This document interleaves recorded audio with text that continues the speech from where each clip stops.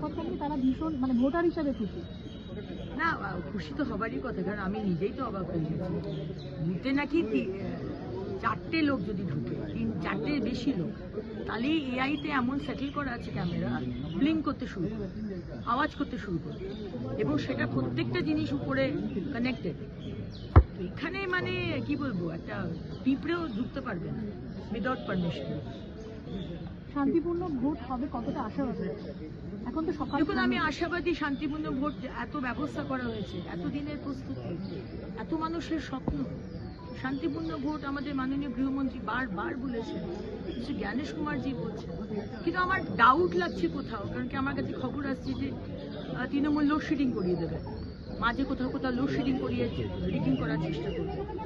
কতটা করতে পারবে সেটা আমি বলছি না, কিন্তু ওরা লোডশেডিং করার চেষ্টা করবে। প্লাগ পয়েন্টে বলছে কাগজ ঢুকিয়ে দিয়েছে কোনো কোনো প্লাগ পয়েন্টে, এগুলো আগেকার স্ট্র্যাটেজি। প্লাগ পয়েন্টে কিছুক্ষণ বাদে প্লাগ পয়েন্টটা নড়ে যাবে আর ক্যামেরা অফ হয়ে যাবে। আর নতুন ক্যামেরার টিম যতক্ষণে পাঠাবেন ততক্ষণ 45 মিনিট 1 ঘন্টা হয়ে গেছে।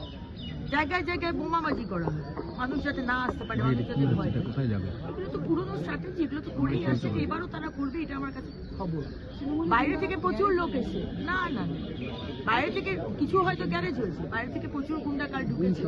নাদিম বলে, আমি তো গুন্ডা নিয়ে পিএইচডি করিনি, এটা মমতা ব্যানার্জি করেন, ওই তো গুন্ডাদের চালান আর এখন চালিত হয়। তো নাদিম বলে একটি মারাত্মক গুন্ডা, সে খড়গপুর থেকে কালকে নাকি ঢুকেছে ডামরা এলাকায়। আমি সেটাও ইলেকশন কমিশনকে জানিয়েছি। এখন ডিজাইনার থাকতে থাকতে এইসবের সাথে যোগাযোগ সব চর্চা করতে হচ্ছে, এমনই জায়গায় এসে পড়েছে। কমিশন কি কোনো পদক্ষেপ নিয়েছে? আমি জানিয়ে দিয়েছি, আমার জানাবার কথা আমি জানিয়ে দিয়েছি। যেখানে যেখানে সকালবেলাতে শুনলাম আমাদের যে গর্গডাঙ্গার যে দুটো বুথ, সেখানে সুবীর ব্যানার্জি, যিনি জানেন আপনি হাফ প্যান্ট পরে আমাকে হেকল করতে এসেছিলেন, সেই সুবীর ব্যানার্জি গ্রামে গ্রামে গিয়ে থ্রেটেন করছে মানুষকে। আমি ইলেকশন কমিশনকে জানিয়েছি। সুতরাং খবর আমাদের কাছে সঙ্গে সঙ্গে চলে আসছে। আপনি এখানকারই ভোটার, ছোট থেকে এখানেই ভোট দিয়েছেন, এই ভোটটা কতটা ভোটার হিসেবে আলাদা লাগছে আপনার কাছে? ভীষণ আলাদা।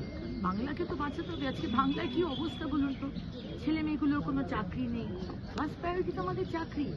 এই রাত দিন মমতা ব্যানার্জি হিন্দু মুসলিম করে যাচ্ছে। এই দুর্গাঙ্গন, আরে দুর্গাঙ্গন করে কটা লোকের পেট চলবে? জগন্নাথ কালচারাল সেন্টার করে কটা লোকের পেট চলবে? এইসব এখন এগুলো গিমিকগুলো এখন আর চলে না। এখন মানুষ এগুলো বুঝে গেছে। আমাদের চাকরি চাই, জল চাই, বাড়ি চাই, রাস্তা, ইনফ্রাস্ট্রাকচার ডেভেলপমেন্ট, মেয়েদের কলেজ, প্রাইমারি হেলথ সেন্টারগুলো ভালো হোক, স্মার্ট ক্লাসরুম হোক। সরকারি টিচারই নেই। আজকে আমরা এলে আমরা স্মার্ট ক্লাসরুম করব। প্রাইমারি হেলথ সেন্টারগুলো এত ঝকঝকে হবে যে কেউ জেলার হাসপাতালে যেতে হবে। বড় অপারেশন ছাড়া সবকিছু যাতে প্রাইমারি হেলথ সেন্টার।